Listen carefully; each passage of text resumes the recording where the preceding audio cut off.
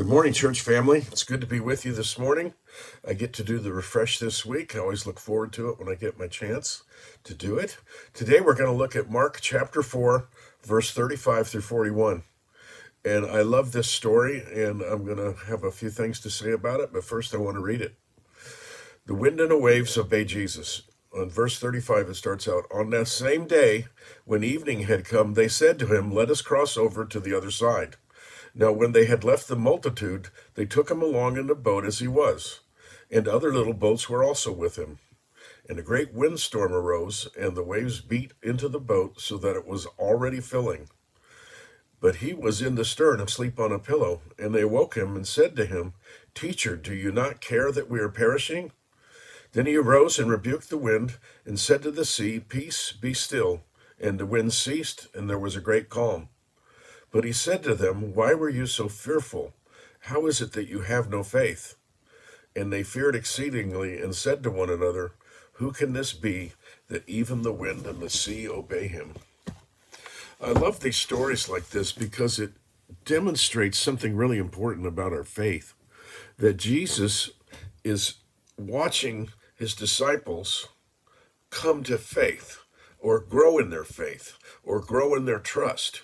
And he's pointing out to them where they didn't meet the mark, but he's also saving their life because he loves them and demonstrating something to them because he has a plan for their future.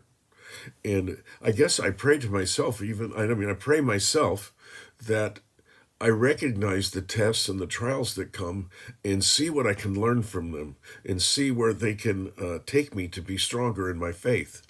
That night, the disciples had their faith strengthened. But many times, it's easy for us to just expect God to just do what we want when we want him, and it just doesn't happen that way. Every prayer I prayed wasn't answered in the way I wanted it to all my life. But no matter whatever happens, whatever comes about, I've always been given the strength to get through any of the hard situations I faced in life. My strength comes from God, this power that's greater than me, way greater. And it's kind of like this surrendering myself to the power of God, to the one true God. And then I can walk in peace because I understand that he's got this. No matter what happens, he's got this, and he's got a plan for my life. And how that plan is going to play out, many times I may not recognize it.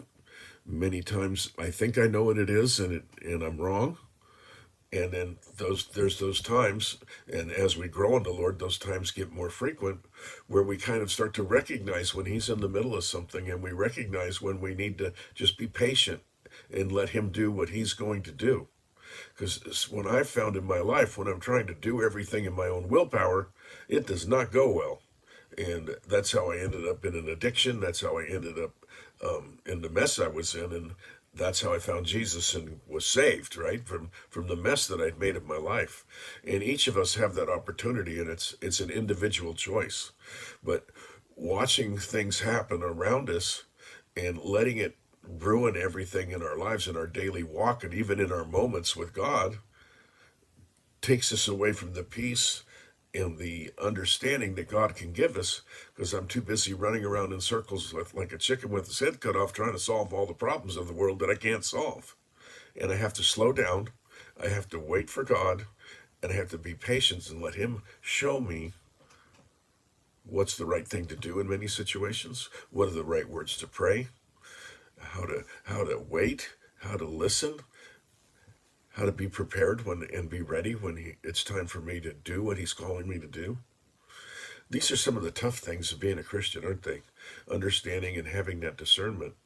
And two ways I know that really happen, that what really happens with this is spending our time in God's Word, so we start to understand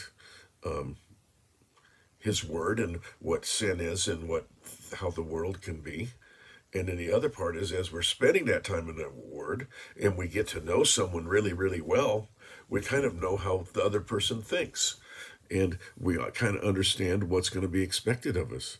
And when I really get to know Jesus and I get to know God, I get to have this understanding of what his will is for me on things that are outside issues of sin and things like that. It's an amazing, wonderful gift from God.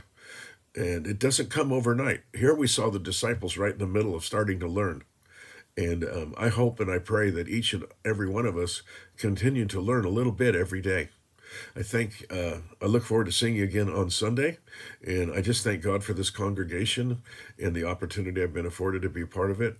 And I just pray that you have a blessed week.